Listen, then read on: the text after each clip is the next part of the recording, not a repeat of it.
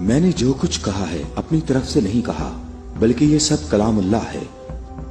تم لوگوں نے میری دلیل سنی اور اس کا جواب نہ دے سکے، اور تمہارے اس تمام اصرار کے باوجود تمہارا معاملہ اپنے مقام پر باقی ہے، اور اللہ کی طرف سے تم پر ایک اور حجت قائم کرنے کے لیے تمہیں مباہلہ کی دعوت دیتا ہوں۔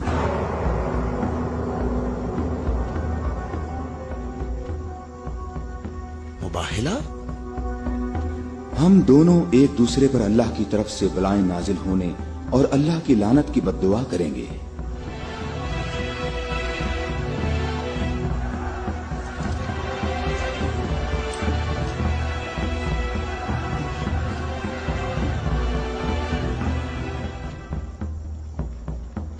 اے محمد، یہ بات صحیح ہے، پر ہمیں یقین ہے کہ ہم حق پر ہیں۔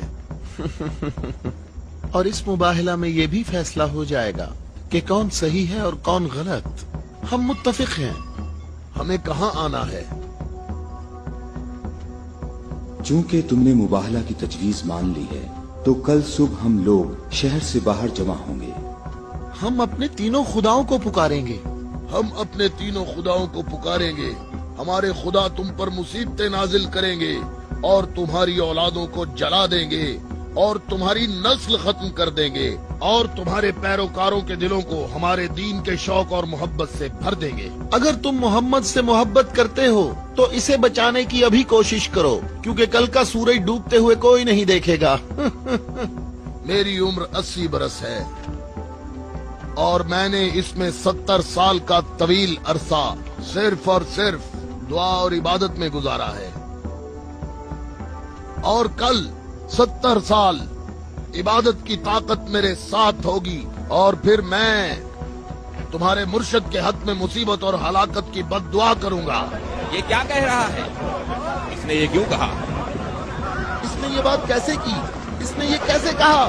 رک جاؤ، رک جاؤ۔ اس نے یہ بات کیسے کی؟ ان دونوں کے نزدیک کوئی نہ جائے۔ رک جاؤ، میں نے ان کو امان دی ہے تاکہ یہ لوگ اپنی بات یکسوئی اور اطمینان کے ساتھ کر سکیں۔ بیٹھ جاؤ۔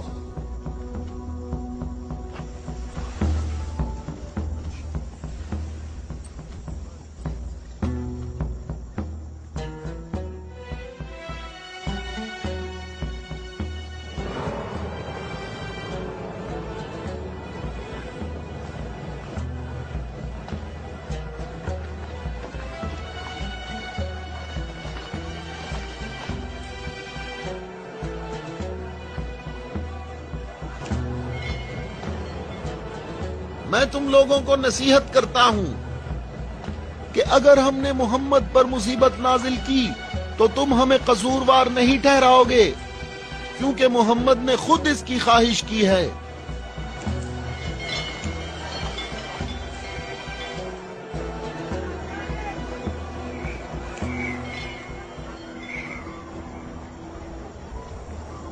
اے خوبرو شخص، تمہارا نام کیا ہے؟ ابو رافع۔ میں محمد مصطفیٰ کا آزاد کردہ غلام ہوں۔ اگر تم سے ایک سوال پوچھوں تو جواب دو گے؟ ہاں، جواب دوں گا، پوچھو یا نجرانی۔ اچھا یہ بتاؤ، اگر محمد یہاں آئے تو کس راستے سے آئیں گے؟ جس راستے سے ہم لوگ یہاں آئے ہیں، جس راستے سے سب لوگ آتے ہیں، سب لوگ اس کھجور کے درخت کے سامنے سے آتے ہیں۔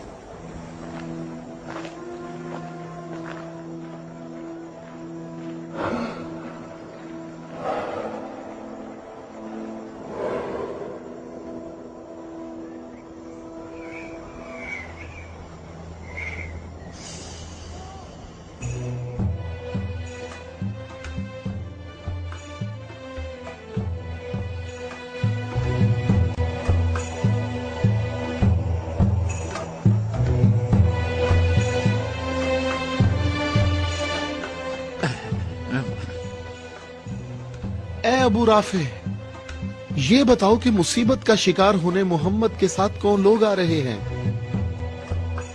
وہ جو دائیں طرف نظر آ رہے ہیں وہ علی ابن ابی طالب، ان کے داماد اور ان کے وصی ہیں۔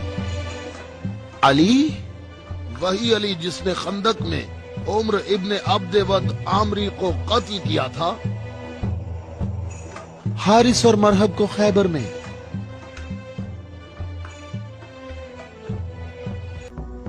वो औरत कौन है?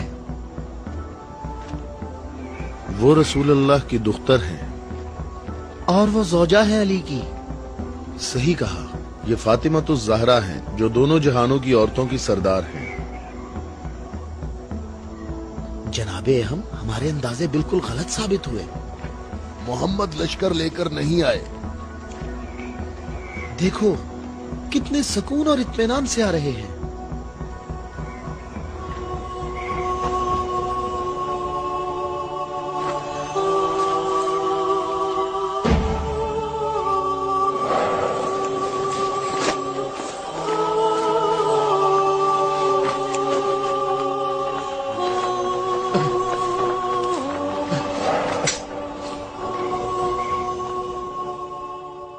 अहम देखो, मोहम्मद अपने खानदान वालों और अजीजों को मुसीबत में मुब्तला होने के लिए ला रहे हैं।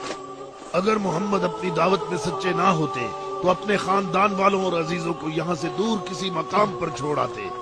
ये हाथ जो मैं देख रहा हूँ अहम, अगर दुआ के लिए उठ गए तो याद रखना कि पहाड़ भी अपनी जगह छोड़ देंगे। इन बद दुआओं का नजरान और अहले नजरान पर कोई असर ना हो। जल्दी है अज़ाब करने वाले खुदा, जल्दी कर, हम पर लानत करने वालों को न छोड़ना।